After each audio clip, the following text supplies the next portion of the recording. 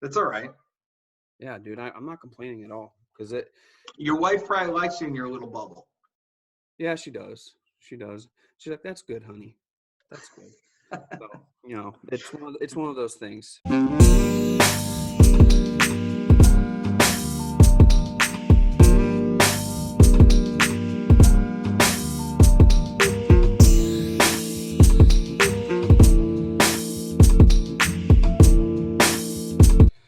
Hey, everybody, welcome back to Blacktop Banter. This is episode 17, so we're closing in on 20, which is great because that's probably 18 more than I thought we were actually going to do. So it turned out good so far. Awesome. Give a shout out right away.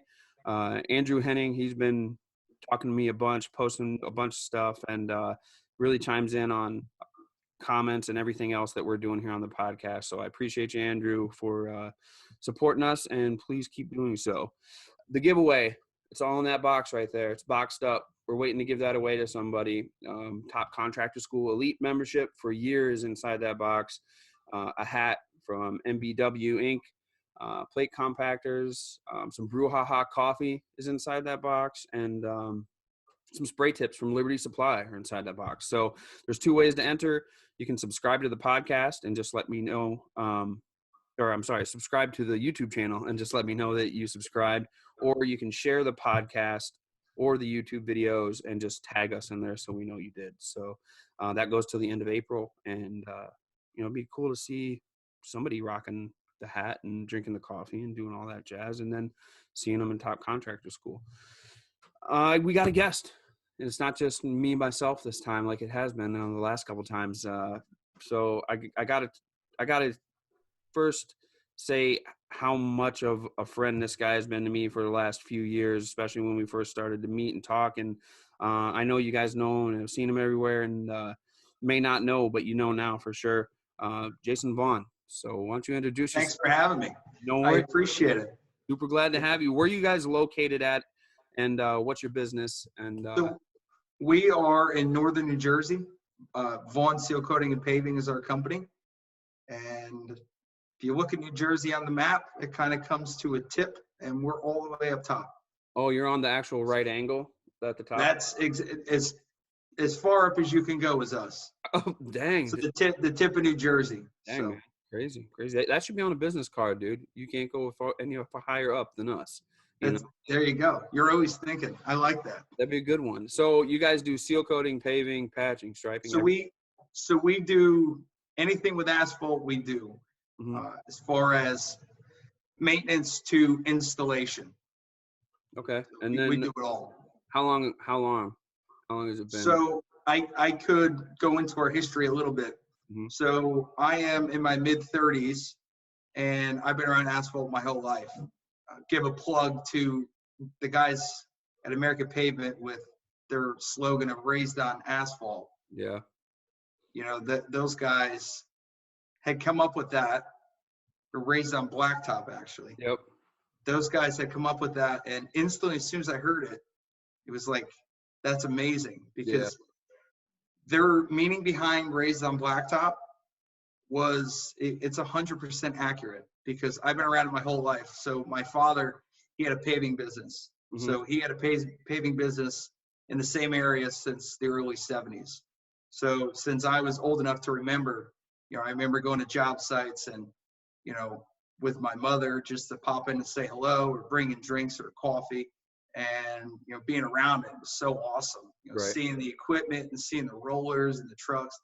So I remember that. And raised on blacktop, to give those guys a plug, it's 100% like my scenario, because I've been around it forever. And I remember as a kid, I could smell blacktop. I could smell it and say, all right, they're paving somewhere, or there's a dump truck. Yeah, isn't that something how that brings back, like, dude, like people remember like smells, and every spring you hit your nose right away, it's like, it's comforting. It's almost like soul food, dude. You're like, oh, we're back. It sounds, anybody not in the asphalt industry would be like, that is disgusting, or like, that stuff stinks so bad. And when I smell it, it's like an instant smile. Yeah, so that's how farm kids are when they come back to their farms here in Wisconsin and they smell manure. Yeah. They're like, oh, yeah, we're home. And everyone else is, oh, my God, dude, it stinks, So, yeah. Yeah. So So I come from a large family, and I'm one of the younger actually. So I've been around it my whole life. So fast forward, my father, he unfortunately got sick. He had a muscular disease. So he got sick, and we lost him when I was in high school. Sorry, bro. Sorry. So yeah, I appreciate that. So unfortunately, he was like the legend of the area. If there was something around here, he paved it. Right. Yeah. Anywhere you went, it was. Did he do unreal. that thing and be like, son, I did that one? Well, I did that one. I did that one. No, because it was the other way around. Like, we remember. And it's funny because now my kids do it. They're like, Dad, didn't you do that? Didn't you do that driveway? But yeah, it's funny. So yeah, he was like the legend around here. And so we had a good name to stand on, and we had experience from obviously growing up around it. So what had happened, he passed away when I was in high school. So after high school, I really didn't have much of a route. So I didn't have much of a route, and I didn't want to be the person to just, live in my mom's basement and do nothing. So that's just not me. Right. I like to work. I like to break my back and bust my ass. So I decided senior year, I joined the Marines. So I went off, joined the Marines, my own free will. And I went off to Parris Island, became a Marine, and I got stationed. Yeah. So, where's Parris Island? South Carolina. Damn, man. So I went off to the Marines, and, with good work ethic and whatnot in my background. So I went off to the Marines and busted my back and graduated boot camp, and I got stationed out in California. So I was in Camp Pendleton, California, and I remember, I checked in there, and I can go on and on about military, but that's not where we're here. So I did 2 deployments there. After my second deployment, I came back, I got discharged. So I got honorable discharge after 2 deployments over in Iraq. And so after I had gotten back, I thought to myself, okay, I'm an honorably discharged Marine. I got great work ethic. I have a great head on my shoulders. I'm going to actually have a line of people beat my door down and give me a job. Right. So guess what happened when I got home? The opposite. I was begging people for work, and I couldn't find work anywhere. Crazy, man. It's crazy how that. So I could not find work, and I ended up, I'm a worker. I like to work. So at that time, I wasn't just going to sit and not work. So it was actually a newspaper article, and it was a Help Wanted, and it was a landscape company. So they were like the biggest landscaper in my area. Right. So I worked for this landscaper. I called him. I went for the interview, and I wowed him, and he gives me a job. So I was like the gopher. I did all the crummy work. Basically, I weed whacked. All day long. And then they realized, hey, this guy's a really good worker. So then I wasn't only on one crew. So then they passed me from crew to crew, and they killed me. So going back to then, I remember it was a job. So I drove probably 20, 25 minutes to their shop. Yep. And had a gas guzzling car. And I think if I can remember, I think I made $8.50. Damn, bro. And that's no exaggeration. I think I made $8.50. So at the end of the work week, by the time taxes were taken out, I was begging. I mean, they had me scrubbing lawnmowers to get extra hours to try and get a little overtime. And I did it because I needed money. Right. At the end of the week, when I got my paycheck and it was like, I don't know, $280, I was like, that didn't even, at the end of the month, it didn't even pay my basic bills. Right. So, but you know what? I sucked it up. I had a job. I wasn't unemployed. So I worked throughout the season. Well, my 2 older brothers, they worked for quite a long time with another asphalt company. Okay. So they worked for another asphalt company, and it got to a point where I left the one company. I said, I'm making no money. I begged them for a raise. I think they upped me to $9 an hour. Oh, okay. And that was like, they upped me to like $9 an hour. And I was like, all right. So I looked at the big picture. I'm like, I'm not a quitter. Right. That's the last thing. I am not a quitter. I'll fight and fight and fight, and I will never quit. But I did. I quit. So I quit that job. and I was on the hunt. I'm going to find a good job. So I had some part-time jobs here or there. I worked part-time actually with the asphalt company doing maintenance with my brothers. And that was, you know, here or there. So when they had big jobs or when they had tons of residential work, they could use an extra guy. It was a cash, you know, under the table guy. Wasn't on the books with them. So I would go help them out. And, you know, it was good. It was me and my brothers would get to hang out. We, you know, knocked a lot of work out. It was something to do. So, but that wasn't me. I like, you know, maintenance is great, but I love paving. Right. So what I did was, one of the local pavers, I went and begged them for a job. So I begged them for a job, and the owner, old timer, actually my father back in the day used to work for him. He gives me a job. So he started me out $15 an hour. And, you know, at that time I was ecstatic. Like, yeah, $15 an hour.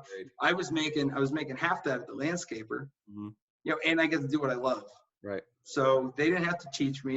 You know, I went out in second nature. I already know everything. Yep. So, you know, I can jump on a roller when I know something needs to get rolled. I could grab the plate compactor when I know something is ready to get compacted. I could bounce around and, you know, do everything on the job. Right. So they gave me a job, and one of the guys had gotten hurt. So he was out of work. So I was lucky. So they gave me the job. Well, he recovered. Well, he was the senior man. So he came back. I got booted. So I lost the job with the paving company, and I was upset at the time because of the scenario and the timing of it. My first boy was actually, I just found out we were, you know, pregnant. My wife was pregnant. So it was awful timing. Like, I have a baby on the way. You know, I like the job. I love blacktop, you know, laying blacktop. So I bounced around again with the maintenance company with my brothers. And then it got to a point where things kind of were starting to get sour. Realistically, it just didn't feel right. So I went to college, and I said, what are we going to do? We have to do something. So it was almost the perfect time. I went to college, got an education, criminal justice, and that really wasn't even what I wanted. You know, I'm a worker. You know, I want to work. So my brothers were having problems where they were working, you know, for many different reasons. And it was the perfect time. So I'll never forget sitting on the couch and texting with my one older brother. And he was miserable. You know, he got to a point where he didn't even like going to work anymore. You know, he didn't like it. You know, he wasn't appreciated, and he didn't like it. So he got to that point, and I came back and I said, I tell you what, why don't we fire the band back up? Everybody in the area knows us. I can't tell you how many times people would reach out to us and say, hey, we need asphalt work done. Are you guys doing that? Right. Always, you know, because of my father, right. and just people knowing us. So I bring up the idea, let's fire the band back up. Let's get our name back out there. Let's go tomorrow. Let's go register a name. So we did. You know, I conned both my brothers into it, and we did. And we did exactly what I wanted to. How did you start out? What did you start out with? Like, what did you have some stuff to start out? Or did you start out? Again? Did you guys have some equipment and stuff? That was the tough part. Everybody always thinks that, but we had not even a shovel. Damn, bro. We didn't have anything. Damn, bro. And not only did we not have any tools, we didn't have any tools, and we had no money. We're all piss broke. Right. And when I say we were piss broke, we were all piss broke. What'd you do? What'd you do right away? What was the first step? So the first step, we got everything figured out. So we needed a blueprint. Mm-hmm. So the economy wasn't great then. Yep. So when was that, do you think, Jason? We are going, this is our 9th year. Okay. This is our 9th year. Yeah, it was in recovery mode. Yeah, so the economy wasn't great.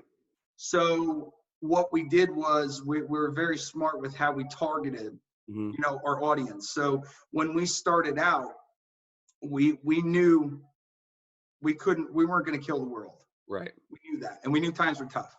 So think about it. We knew that somebody wasn't going to want to spend up by us, their bigger driveways, say $15,000 to do a driveway, to rip up and repave. Right. They would rather spend the $700 and get it seal coated and repaired, or patched, you know, for an extra, I don't know how much. So that's what we found. Right. Nobody wanted to repave. It was all maintenance. So we came out swinging, and we registered the name Vaughan. That's our name. Seal coating. Cool. So we had ideas of coming up with a catchy name, which we could have, and that really, we didn't want to do that, because one of our claim to fame is this is us. Right. I'm gonna put my name on the bright red yard sign and our flashy trucks, all lettered up fancy, on every single job we do, because I want 100 cars to drive past here, and I want them to see Vaughan. Yeah. And basically, and I tell people that anybody can hide behind some of these catchy. No, Wisco, get out of here. You are the Wisco. I'm messing with you, bro. I'm messing with you. But there's generic names. Oh, you know, there's generic names. Yeah, and A+, you know, stuff like that. Exactly. So I wasn't going to hide behind that. Right. So we came out and we registered Vaughan Sealcoating. And I remember we were scared to death. You know, my brother, both of them had a solid job. Yep. Where they were getting 40 hours a week, but they were not happy, neither of them. So you know what? They both had families, and they both said, you know what? If you're confident enough that this is going to work, let's give it a shot. Damn, man. Because we got to try something. That's a big step, man. It's scary. Oh, dude, super scary. But also, you know that feeling when you got to look in the mirror and know that you're not happy doing what you're doing. And that's the biggest thing. When I get up in the morning, to this day, I mean, unless we have a really crummy job where I'm just like dreading it, when I get up in the morning, I get up with a smile. Yeah. You know, I get up, I get ready, and I'm ready to go. Yep. You know, so I'm excited every day of what we have going on, because we are doing what we love, and basically we are also doing what the other people, a lot of people, told us we couldn't do. Yeah. You know, or what a lot of people want to do. I will never forget one thing. So my oldest brother, one of the things that we can kind of get into, and that's very important, everybody's got to advance in life. So everybody has got to better themselves one way or another. Right. So you can't knock anybody for bettering themselves. No way. So my older brother that I work with, he was told by his other boss, you know, when he broke the news, and you know what? We did everything, you know, I say we, me and my brothers, everything was done in a total classy manner. Sure. Total classy. When I say total classy, we already had a name registered. He broke the news to him. Hey, listen, this is what's going on. We are going to branch off. We're going to start our own business. And of course, you know, try talking them out of it, this, that, the other thing. And we were already convinced. So back to that,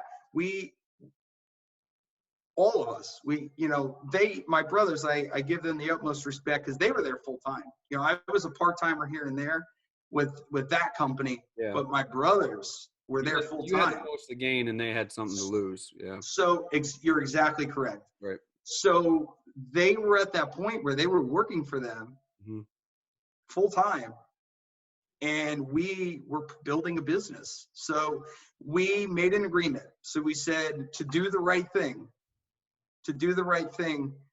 we are going to hold off everything.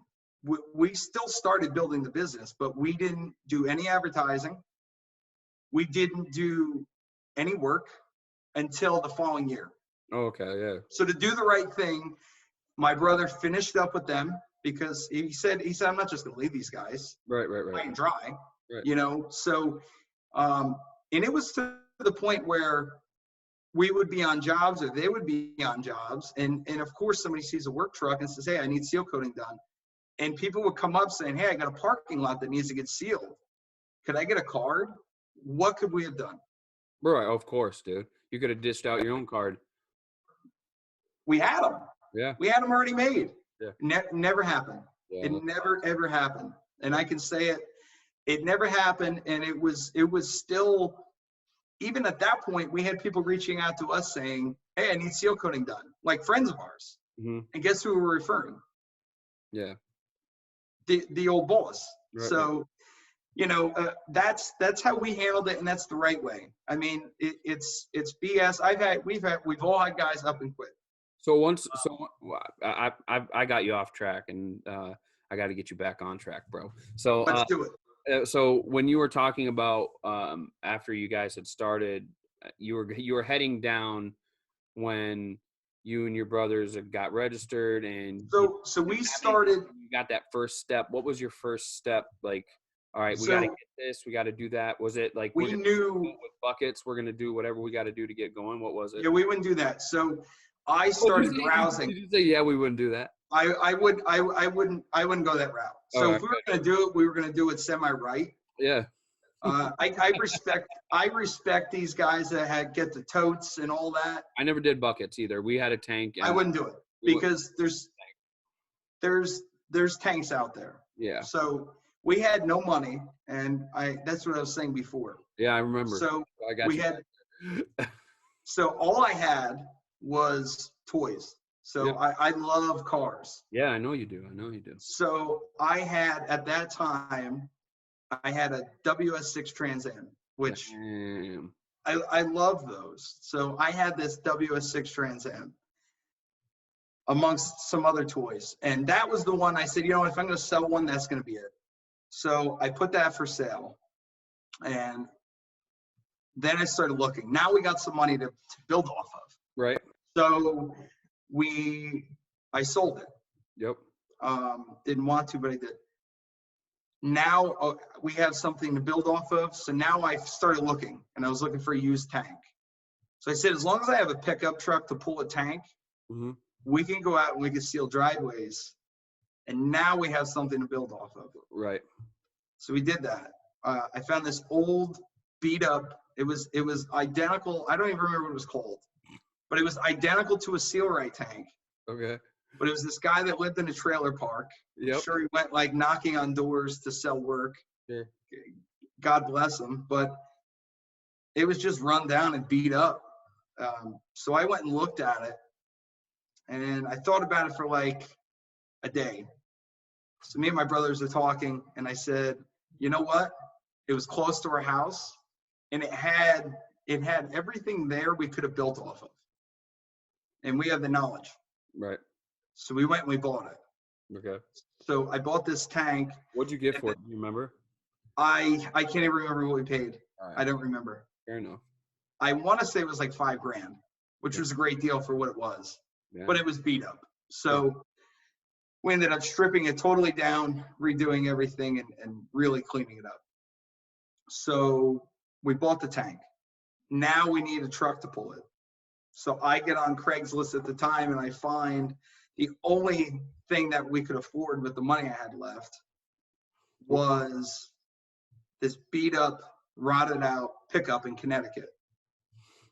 We went up and we looked at it. It was like, I had a Marine buddy in this area, and he was like, that is a bad area. Don't even go there. I can't remember what town it was.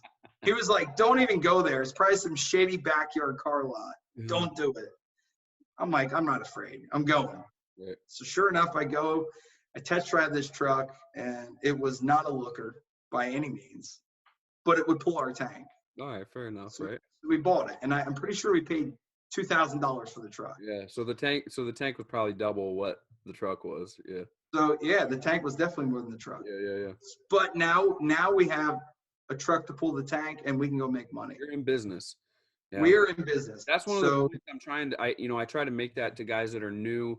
And they say, well, what should I get this? Well, should I get this pump or should I get this pump? And I said, your number one priority should be get sealer onto the asphalt. However, you have to do that starting out. Do that. Do that first and foremost. Quit worrying about the specifics. There's plenty of play there. Get yourself a tank and get some sealer on the ground so you can start making some money and getting. You're exactly right. You know what I mean? So once you had that, then what? So we bought that, and then we're like, all right, now we got a registered name. Now we, got our business insurance, everything like that. We're all legitimate. Yep. And that's one thing I swore because I know a lot of guys start a business, they register a name, and then they're like, well, let's hold off on the insurance for a while. Or yeah, fake it till you make it. Kind of. Exactly. We weren't going to do that. Right. So we went out. Just like with the buckets, we don't do that. No, we don't. We don't do that. Yeah. Well, you know what? You're so used to using legitimate equipment. I know. I'm like, dude, it's like me. You know, you seen my truck, right? With 1-800. Yeah. I love that truck. I'm going to Colorado, and that truck is not equipped to haul what I'm hauling back. But you can bet your ass, I'm probably going to pull it with that one. Yeah, I'm not going to pull it with the work truck. It's like I'm going to take that one. You go that far, it's hard to go back. So yeah. So we had the tank, and you know what? I remember we were so excited. We went and we picked our tank up and we towed it home, and then we got this truck and we trailered it back, and we're so excited. I remember the first time we hooked that truck to that tank, we were like, this is it. It looks like a pile of shit, but here we go. So, I remember at that point, that's all we had. So we stripped the tank totally down. We stripped it down. I spent tons of time. We sanded it down, went to Tractor Supply, got the bright yellow cat paint, and we painted it. And we actually made the tank look like $1 million. Cool. So we stripped it down, made it look great. And the truck didn't look so great. Yeah. But, we still got it lettered and did the best we could. And the next point, we're like, how do we find work? Like, we thought it was going to be easy, and it wasn't. Right. So we struggled. At that point, we didn't really have money for material. I think the first load of sealer we got was like maybe a half a tank. Yeah. And I think we borrowed money to get it. Yeah, to get that half a tank of sealer. So we went out, and I was begging people. I was hitting up everybody I knew, anybody. Like somebody. That's what I was going to ask you. Was there clients that you had in mind that like had hit you up before and said, "Oh man, they asked us." Nobody. Dad did this one, put it in. No, nobody. So what we did was, at first, we hit up everybody we knew personally. Yep. And I would hit you up, and I would say, "Hey, Marvin, your driveway really could use a seal coat, and I just started a seal coat business. You think maybe you can give me the work?" No, we aren't going to do that. No, we don't do that. We're not going. So at first it was tough, but it worked. I tell you what, it got us up and running, because it actually got bad enough where I was thinking of kids I went to like school with, and I haven't talked to in I don't know how many years. You know what that does, dude, is that makes you appreciate when the phone's ringing. You're exactly right. And not only that, it equips you for negotiating your prices on your material. It equips you for all that, because the hardest thing you can do is get over that fear and get to a door and knock it. And you're, even cold calling somebody, you're not in their face. When you're at the door knocking, being like, "Hey, we see you got your pavement. We want to know." That's the hardest part. If you can do that and do it repetitively enough to where you're successful, everything else is easy, dude. It's a cakewalk. Yeah. So we're just begging everybody. And that's what I was saying. I remember actually getting to a point where thinking of like, hey, I remember that kid from middle school, and his parents' driveway was huge. Yeah. And actually reaching out to that kid that I went to school with, like, "Hey, Marvin, I haven't talked to you in a long time. Hope all is well. But hey, you think your parents want to seal coat the driveway?" I did. And you know what? It actually worked. Yeah. Yeah, let me reach out to them. Then I also had people that were like, "Dude, my parents have lived there in 10 years. Like, it was worth a shot." Yeah. We'll give it a shot. We do that still with, you and I were talking about, how we reach out to our repeat clients. Yeah. And, dude, I'll notice things like the car is different, and I'll pull in just to say, "Hey," and they'll be like, "Oh no, so-and-so moved." Yeah. And I'll be like, "Well, we used to take care of the driveway." Or if I catch word that somebody moved, when we mail our mailers back out, it says current resident. If I know that they moved. It's smart. So, it's just kind of one of those things, like, like you were saying, they moved. Oh, okay. Well, yeah. So, at first, when I first got that, I'd be like, "Oh, that sucks." But then I'd be like, "Well, these people don't even know me. I'm going to go see them and say, hey, this is what we do." And that's great. I'd like to take care of it. So, but anyways, keep going. You were talking about that's kind of how we were for a while. And then I remember we had like a big break, because my one brother knew the one priest at this one big big church with a big parking lot. Okay. It was at least 100,000 square feet. Yeah, dang. So he knew the priest from going. Him and his family would go to this church. Okay. Well, he gets making small talk, and I don't know how it happened, but it came out like, "Hey, we're doing seal coating now." Sure. So I don't know if it was him mentioning it to him. It was at the potluck. You know. What's that? It was at the potluck. And the priest said, "This is hot." And he said, "Not as hot as hot crack filler. It's really hot." Well, how do you know that? Well, we take care of cracks on commercial parking lots. Yeah, that's it. Yeah. Yeah. So he makes small talk with the priest at the church. Yeah. And he says, "You know what? Give us a price in the parking lot." So we ended up scoring this parking lot, and it was like our first big break. Cool, dude. Yeah. So we scored this parking lot, and we went there, and we had a 30-gallon melter, on the ground. Yeah. We didn't have a trailer at the point. At that point, we didn't even have it on our trailer, and one 550 tank, and we were running loads of sealer, and we sealed this parking lot, and they were super happy, and it was like our first big break. And after that, I remember we were so happy. We put our yard sign out there, and the phone started ringing, and we ended up getting other commercial people that saw that. Yeah, it went to church there or passed by that. Other commercial parking lots, and other people saw it, and then started calling, and then it was like we landed another place, another commercial property from them driving by seeing that. Yeah, that's your reference. That's your reference. It was like, wow, like I can't believe this is happening. So now we're up and running, and we actually, at first we were struggling, like we were happy to keep busy like 3 days a week. Yeah. And then it got to a point where we were steady 5 days a week, and it's unbelievable. So that's how we started. And then, fast forward a little bit, we stayed very steady. We really haven't had much, throughout the years where we said we don't have any work, we don't have anything to do. So we stayed steady. Then we started to see the change. We started getting the more and more phone calls saying, I'm looking for a price to repave the driveway. Or we went on a quote, and we would say, this can't even be sealed. This really needs to be repaved. Mm-hmm. And we were referring people. Yeah. So we're referring people, and we're saying the whole time, there's three of us. Yeah. We've done blacktop forever. I mean, my older brother I work with, he was a teenager and he was skipping school. He was like running paving jobs with my father. So I'm like, we do blacktop. What are we giving work away for? Right. So then that's where things started to change, because the economy started to change, and now the customers are demanding, they're looking for paving. Yep. So again, I come up with the idea, why don't we just buy a paver? So we bought like a 1986 piece of crap paver.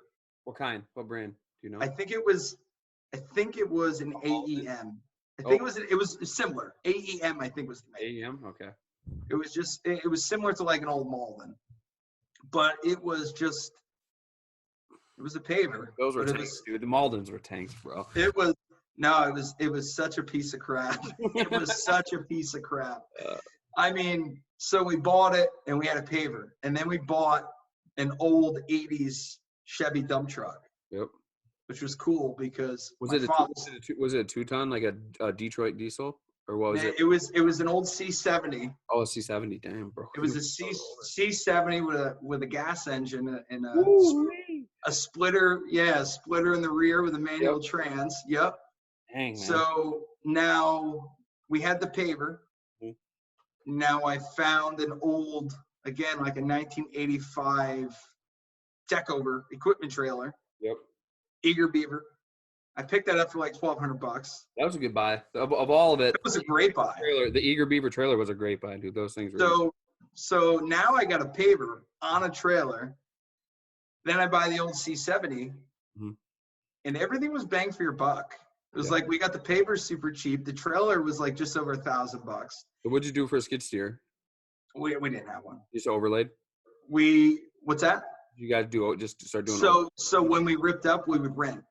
Oh, I got you. And then we started to see that it was getting so expensive, it wasn't even funny. That's what I was We were renting Kubota backhoes. Yeah, to dig up. So we would do, when we had a rip up, we would rent Kubota backhoe. And we did a lot with them. Mm-hmm. So we get the old C70 dump truck, and it was cool because I'll send you a picture sometime later. I replicated my dad's old trucks. Cool. But back when he had them, they were cool, and it was like the brand new trucks. So my dad had like a fleet of the old he loved those C70s. Yep. So I picked that up for like, I don't know, $1,500, $1,700, and it ran great, but it was just ugly. Yeah.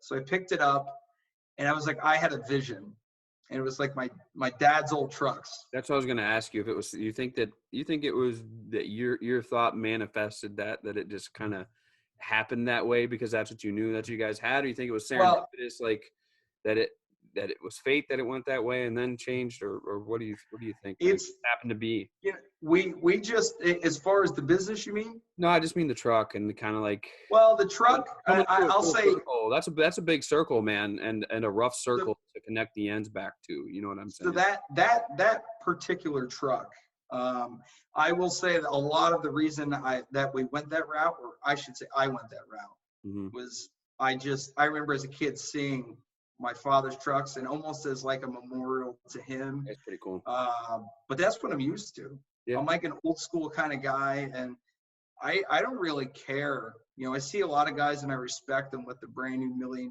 equipment. That's great. You know, I'm an old school guy, and I can go and make the same amount of money with something that's old. Yeah. You know, and we could tinkle with. So we got that truck, and I replicated. I painted the same color, and red with the black dump body, and we made it nice. We painted the wheels nice, and I tell you, we worked the hell out of it. So we started getting more and more and more and more into repair and paving. And then we actually got to a point where we're so steady with it. We said, you know what? We gotta actually change our name, because so many people are seeing Vaughan Sealcoating, and they don't think that we can pave. So now we went and we actually changed the whole business name from Vaughan Sealcoating to Vaughan Sealcoating Paving. Now it's like people hear that and they're, you don't want to hire your roofer to pave your driveway. Right. And that's kind of the thing. Somebody wanted to hire us. They want to trust that, hey, this guy's a paver. Yeah, he's done it before. Yeah. So, we changed the name, we re-lettered everything. And now we have new logo, which I feel is somehow the lettering is always changing because we come up with different ideas, but we're getting there. So now I love being a Marine. I incorporate on every single truck or piece of equipment. I put the cross flags, every one. That's just a pride. I love being a Marine, and I'm patriotic. So I always put that out there. I like it. So now we actually had redesigned. Now we have our Vaughan Sealcoating and Paving logo. With the flags? With the flags above, with the slogan, the name you can trust. Cool. Because Vaughan, again, we take great pride in putting our name on every job. Vaughan, and it sounds kind of catchy or kind of corny, but it is catchy. Yeah, I think so. The name you could trust, Vaughan. It kind of boom, it hits you right in the face. So now it's a strong last name, bro. Honestly, truthfully, you can't forget it. No, you cannot forget it. So, and you've seen the pictures. I mean, we put it proudly on everything, and it's like our lettering is it pops everywhere because it's big, So yeah, we went. Where are you at now? Once you got to that stage, did you guys just bumping up equipment then? And so then slowly but surely we started bumping up equipment. Okay. So now we're actually to the point where we were making money. Yeah. And it was like, it wasn't making money to just crawl and get by. We were actually making money to say, hey, we got money we could do stuff with. Yep. So now we went from, all right, what old equipment do we have to update? So I think the first thing we did was we got rid of that old tank. Yep. It was good to us. I turned around and I cleaned it up, and we made a lot of money. You know, I'm big on cleaning things up and like wheeling and dealing. So I took the tanker that we got cheap, cleaned it up, found somebody else, and it was, you know, that needed it to either grow or start, and sold it off to him. We made money and it built our business, and then we turn around and we resell it. Yep. And I asked more than I paid for it originally. So now we're making money off reselling. So I remember, I can't remember what year it was exactly. Probably I would guess 5 years ago. Okay. It was like a huge point for us. We made a call to our supplier and we said, hey, can we price out a brand new Sealrite 700 extended deck, you know, rig? I know we're not supposed to say Yeah, no, you're not supposed to say it, but I'm doing good, but it came out there. You're doing good. That's why I had to let you keep going, because otherwise it would only been me, and I can't have that. You know? That's all right. So we call up and we get a price, and at that point, I want to say it was around 15,000 and change. Yep. That sounds about right. Yep. So we tossed it around for about a month. We had the money. So one of the good things, we always, in the off season, we couldn't stop or we would sink. So we snowplow. Mm-hmm. It gets, you know, it generates money. We happen to be very fortunate. We had a couple of winters where we got hammered with snow.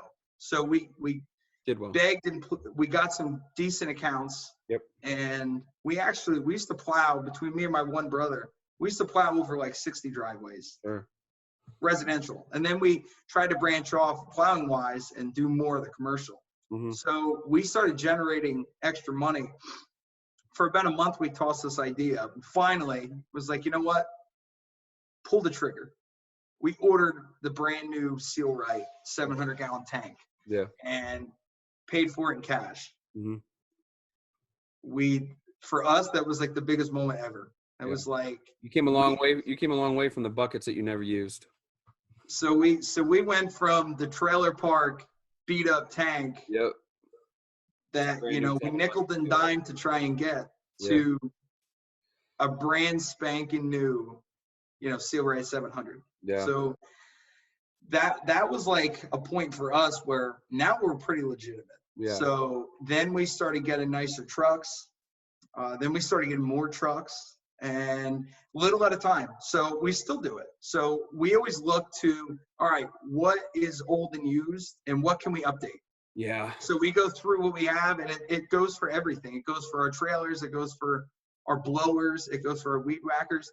You know, dude, what I think is like that Sealrite that you bought, that's going to be a 20-year machine, bro, you know, or, you know, so, or close to it. So it's like, if you treat everything right, you know, like you said, you know, we're in our mid 30s, younger 30s, like we're going to be almost at the end of our life as far as wise, you know, before we have to worry about our kids wanting another one or somebody's kids wanting another or whatever. So like, you know, you go from that fear of, you know, is this piece of equipment, is this truck going to make it 2 months, you know, to, hey, is this going to make it 2 years? You're right.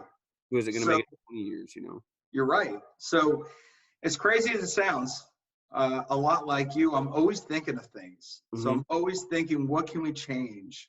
Always, every single day, I'm thinking, what can we change? So I come up with this great idea. You won't believe it. I'll be the judge of that.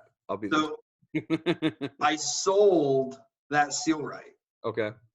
I sold it. Yep. So we ended up buying 2 of the decked out ones with the billboards and the light bars in the back. Mm-hmm. We ended up selling that and then buying 2 matching new ones. So we upgraded. New ones what? Like? Different tanks. Oh, okay. Two different Sealrites. So we went from the bright yellow to all black. Okay. With the billboards. Yep. So 700s? Say again? 700s? Yeah. Okay. So you bought a brand new 700. I ended up we sold it. Yep. So we sold that brand new machine and then we bought 2 others. Okay, cool. All black billboards, everything. Everything, all decked out. Cool. So now, if you see in my pictures, now we have 2 matching all decked out, Seal Ray 700s, all lettered up, set up exactly how we want. And that's one good thing, like from working with other companies, is you get the positives that you learn from them. You also get the negatives. So you take the positives and you can utilize them, and then you take the negatives, and guess what? Being the boss, I can change them. So we took everything that we didn't like, and we changed the ways that we want to. So we set everything up, and one of the biggest things we did after that was, actually it was kind of in the midst of all that, we ended up buying a Vaughan machine, crack seal machine. So the first one we bought was an Easy Pour 250. Yeah, that's a huge machine, dude. It was a monster. Dude, I bought that. You remember that one I bought that was ugly? Dude, it was so. Same machine. Dude, so. I'm glad I got rid of it.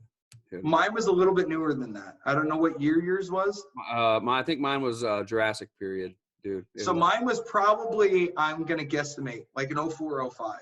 Oh, dude. So it was newer. Mine was 90. I think mine was 94, bro. It was old, dude. It was used and abused terribly.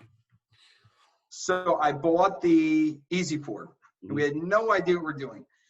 So there's one, we always use push melters, pour pots and MA10s forever. We would do, or my brothers, they're unreal. They would do with a 30-gallon melter, 200,000 square foot commercial projects with 2 push pot, 2 MA10s. And it's unbelievable. It's ridiculous. So did they heat everything up in the MA10s, or did they heat it separately? No, heat it up in the 30-gallon. Yeah, and then pour it in. Yeah, that's right. And then filled up, kept that going, and then would fill it up off the trailer to the MA10s. So that's what they were used to. That's what I was used to. And then there was another guy in our area. He was a Craftco guy. So we would argue back and forth. I could do a commercial property with, faster than you with MA10s than you could with the Craftco, We would go back and forth because that's what we're used to. So finally, we borrowed a machine, I think. So we ended up borrowing, we're like, this is amazing. So we bought our first one, was an Easy Pour because it was cheaper. Couldn't afford a Super Shot. They were too expensive at that time. So buy an Easy Pour, and I tell you what, we did so much work with that thing, and it was unbelievable. Like, it's got an awkward handle compared to the Super Shot because it comes on a weird angle. Yeah, it does. It rounds up, and it's super awkward. Very awkward. Yeah. Super awkward. Yeah. So I don't know why. I was just like second nature. I could run it. So I would run that thing all day. We would get in. I remember one time we had a big, probably about 100,000 square foot commercial project, and we went in overnight, just me and my one brother. We went in, and I crack sealed all night. I crack sealed the whole place all night long with that Easy Pour. Man, and we got done, and it was like, man, I thought I was gonna die, but we knocked it out. It was like a piece of cake. Yeah. So now we think about that, dude. That's a lot of material, dude. 250 is a lot of material. Yeah, that's the only thing I really liked about it, dude. It was a ton of material. So yeah, so we ended up getting to the point where I don't remember if we had problems with that or what made the decision for us to upgrade. We ended up selling that off, and now we bought a Craftco Super Shot 125, which is now looking at it is say again. Heated one, everything. What year was it? Everything. So that, I remember that machine was an 05. Okay. So I bought a Super Shot, and that was like such a huge turning point for us. You said 125, right? Yeah, 125. Yeah. So we bought that, and we got a good deal, but it had about 1 million hours on it. So we bought that, and we started knocking work out. Like, it was unbelievable how fast. Like for instance, our residential, we started using that Super Shot on everything because the material was ready to go. So our production changed so much from the Super Shot because we would bring that Super Shot to not just bigger residential. Small, everything? Everything. because the time frame, if you think about it, if I'm using a 30-gallon melter and pour pots on a residential, or bringing an MA10, by the time you heat that up, and you're killing at least a half hour, 40 minutes right there. Oh yeah, dude. If you drew in 5 a day, dude, you're killing 200. Exactly. So the super shot, we would go in early and we would start it up, heat it up, and we could go out, and our production was unreal. Yeah. So if we had 8 to 10 driveways a day, which is not unusual, right, we would heat that thing up, and it was unreal how fast we would blow through them, because we would have an extra guy. 2 guys would go clean and crack seal, and then 2 guys right behind them sealing. Wow. So it got to the point where our production was so much better that we were actually going too fast. Like, it was going too fast, and it was you were back down to 3 days a week. You got back down to yeah, right. Yeah. So it was unbelievable to see, because and I thank us switching to the super shot. That's why I always hear the debate, and it's like I always chime in on some of these forums, but I always hear the debate, what's the most productive way of crack sealing? And you know what? And we've tried everything. We've tried sealer wise, we've tried them all. Mm-hmm. I can tell you my personal opinion as far as where we're from, mm-hmm. what sealer is the best, because mm-hmm. we've used them all. Mm-hmm. I can tell you what's the darkest. I can tell you what lasts the longest. Lasts the longest. Yeah. So we've tried them all, and the same thing goes with equipment, and that goes with crack seal. We've tried. When we started out, what we did for crack seal, I would go to Lowe's and I would get a military discount. Props to Lowe's for doing that. Yeah. I would get my crack seal at Lowe's because I would buy it personally. Yeah. And get my military discount, and it was so cheap. Yeah. But when it came down to it, the quality wasn't there. No. So, we tried it. Did you buy the direct fire boxes from Lowe's? No, we never did. Now, that was all secondhand. When we just started and we actually used their material, yeah, it was all secondhand. Okay. And at that point, we weren't really using much material. Right. So it was all secondhand. When we bought our MA10 and stuff like that back then, it was all secondhand because we couldn't afford the new stuff. Sure. So we got, like I said, the transformation of the super shot was just unreal. Yeah. And commercial. Yep. So commercial work is it's a breeze. I mean, we have it down to a science now. So we have upgraded so much, and we'll talk maintenance. So we have upgraded so much now. We have 2 of the Sealray 700s that we use regularly, and then we switched to Craftco Super Shot, which again we use regularly. And that wasn't enough. So again, I came up with this great idea actually last year. I'll be the judge of that, but go ahead. I said, I think we should buy another Craftco Super Shot. Yeah. So we did that. So last year we went out and we bought another one. Epic. So right, now we're running. That was a good idea. The capabilities it's unreal. So whether you're talking residential or commercial, because now I can go out with 2 Craftco Super Shots, and it's not uncommon. We get a workload where we have so much seal coating residential wise that's backed up.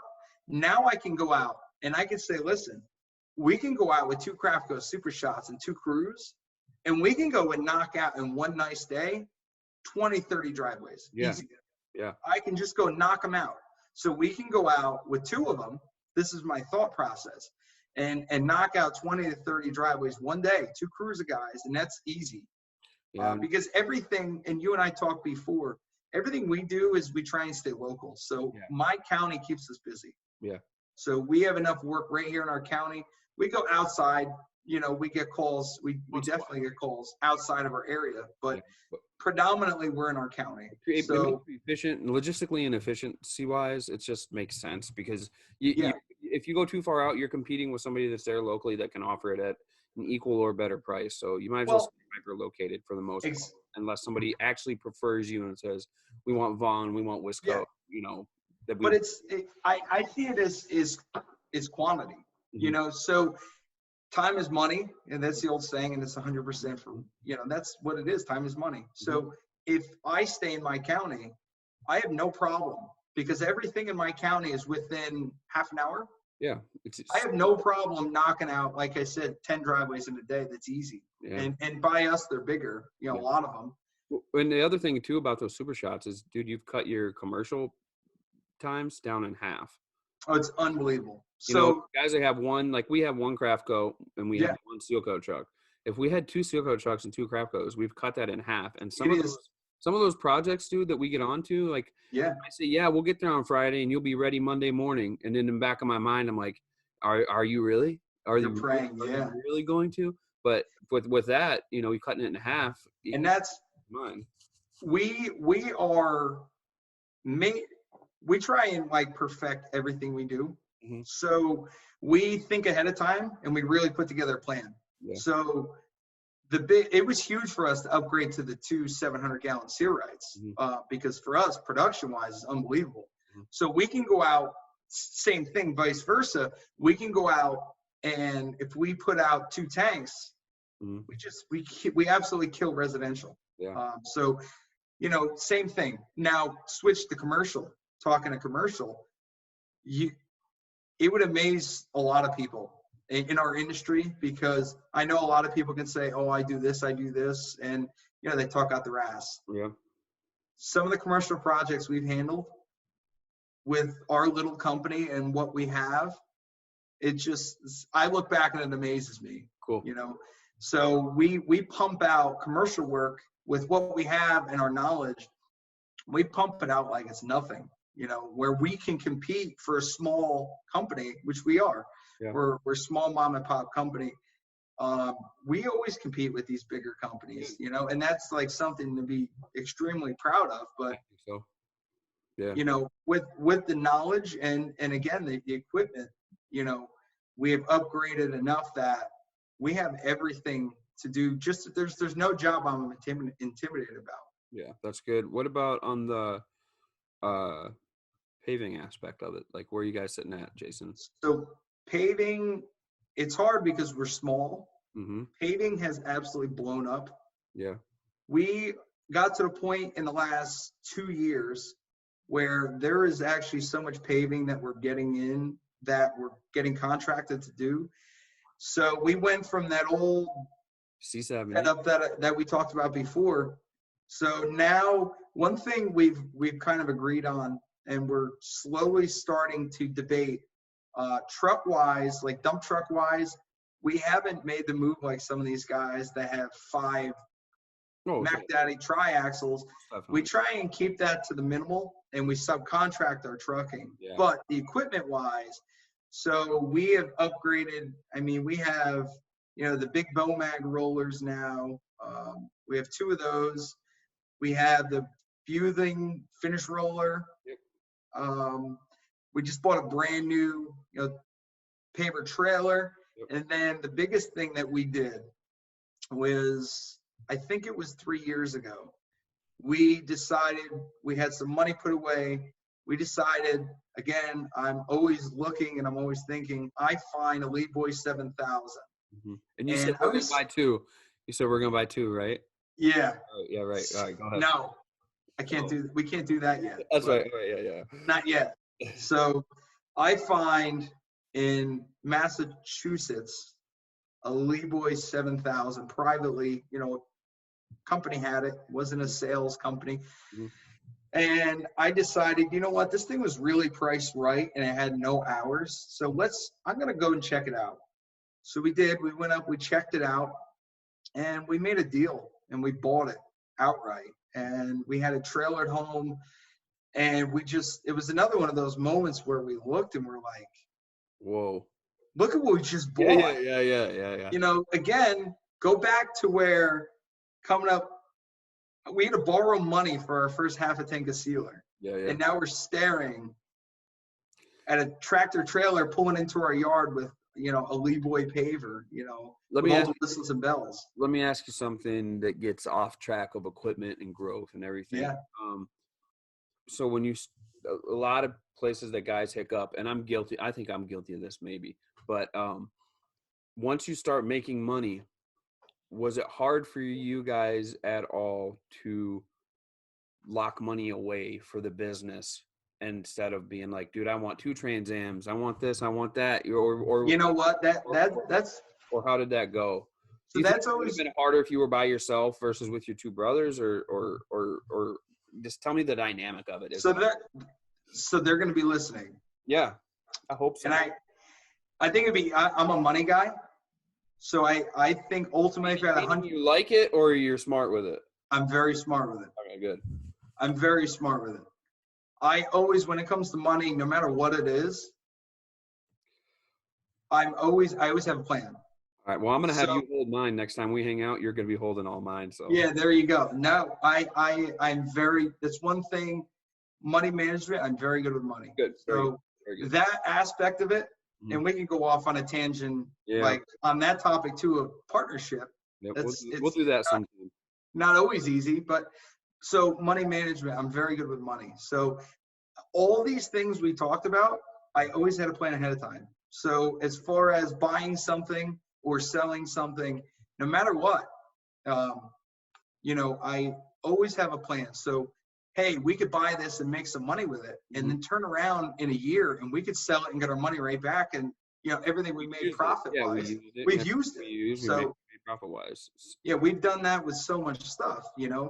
So I think that's a good bit of advice, bro. Is that guys think, and including myself, I think, oh, I'm going to spend. We're going to buy a seal right here fairly soon, and I think, oh, man, be out this X amount of dollars. But honestly, I could probably use it this year, sell it, and make money on it. So you're not really out that money permanently. You're just invested it.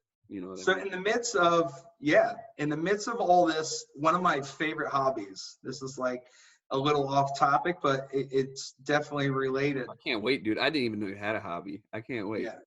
Yeah, right. So I love buying and selling. Like wheeling and dealing is my thing. Yeah, flipping. So in the midst of all this, I have bought in so much asphalt equipment. If you haven't seen me on all the pages, like I've had guys hit me up like, where did you get that from? Like, where? I never even knew you had that. Like, where'd it come from? I just find it. So I have sold in probably the last 3-4 years more seal coat tanks than you could imagine. Cool. So yeah, I buy them, and some of them we used. So some of them we would have jobs and we would utilize them, and then I would turn around and I would sell it, and I would get a great deal, and I'd turn around and sell it for top dollar, and everybody's happy. So well, man, from what I know of us hanging out, I've never asked you the full length, about your business, how you guys started. All I've ever known is when you and I talk and hang out, and it's shitty that those chances are few and far between over the years, besides MPE, is that you're always real. Every time, dude. It's just, this is what you get. I know that this is who you are. I don't have to worry about it. So when we hang out, there's no worrying about this or that. And you can tell that kind of parlays well into your guys' business design, with you taking care of the money, thinking about this, thinking about that. And even when you and I are together walking booths at MPE, I rarely get time for it. So when I get to do it, like I want to do it with some people that I know. So you and I were able to kind of wander off and stuff. And there was questions that you asked about equipment that I wouldn't even have thought about when we were together. So I know your time and your thought process goes into it a lot. Winding down with the podcast, man, there's a lot of people listening to this podcast that are starting out. There's a lot of people that listen to it that have been in for a long time and are big dogs, and I look up to, and they want to know what we're thinking and what we talk about. But I kind of want to direct it towards the guys that are listening, because I get messages all week, dude, from people that are asking all kinds of questions. What do you got last words of advice for your experiences? I mean, that last one was a good piece, talking about the equipment and stuff here and there. What do you think? So I can say, and I see guys pop up on the pages all the time and Instagram all the time. I get random people that follow us, and I see them posting like they're lost. And, basically I'm always out there to offer a little bit of advice. Start this way, don't be silly here. And the biggest thing I tell these guys, and I truly mean it, is a little bit of pride goes a long way. Yeah. So I don't care if you are that guy that has buckets, or I've seen guys at the seal plant with totes. Yeah, or not even like the big totes, but like the ones you put your clothes and put them in the attic. Really? Get out of I town. have seen guys at the seal plant with Rubbermaid totes Yeah. filling with sealer. And you know what? At the end of the day, my biggest advice, and it's not just the customers see it, we see it. If you have pride and you go out with that tote or the buckets of sealer and you put it down and you edge out beautiful and you put a nice straight line by the road and you put out a product that's going to last that customer and you crack seal the right way, if you do things the right way and have a little bit of pride, you're gonna succeed. Because without a doubt, the guys that don't have pride and they spray, make a mess, and don't put a clean edge by the end of the road, listen, you don't need $1 million machine to do that. Right. I could go out if I had to. I could go out with a 200-gallon tote with a trash pump. Yep. And I could spray a driveway just as nice as I can with my brand new Seal-Rite 700. Mm-hmm. I could do it because I have the pride in it. Right. So the same thing goes, anybody in business, you just be smart with how you operate things to start. When you start out, you're not going to be that big dog. Yeah. You're not going to be that big company. You're exactly. Yep. So you're not going to be the guy that drives by with 5 flashy trucks all lettered up. Mm-hmm. You're not going to be him. Yeah. But if you have pride in your work and you put your yard sign out there, I promise you from experience, because I had the old rotted out pickup and the beat up tank. We had pride, and you know what? We put our sign out and our caution tape, across nice and neat with a straight edge, and we did a good quality job. And guess what? Now we get to a point where every season, mm-hmm. we get more calls than we can keep up with estimates. Yeah. So a little bit of pride goes a long way. Perfect, dude. Perfect last words, man, especially for this podcast, because where you guys came from to there, it's good words. Yeah, and I appreciate it. Having you invite me. You invited me a while ago, actually, and to finally get the time where both of us is free is, I respect you from way back when on different pages, just following, not even talking. The biggest thing with you, not to make your head too big, but you've always been one, and one of the reasons I respected you from the beginning, you stayed out of the BS. That's so right. When guys are chattering back and forth, you were always the guy either to be neutral or just totally stay out of it. Yeah. And I always respected that because you were real, and I always respected the positivity, in everything in life, positivity is important. But like in our industry, you being so positive, that trickles down because you know what? There's no reason not to be. No, I just want, I want everybody who wants to do this to be very focused and to understand that unless we all take a different tact, the view of our industry is going to stay the same forever.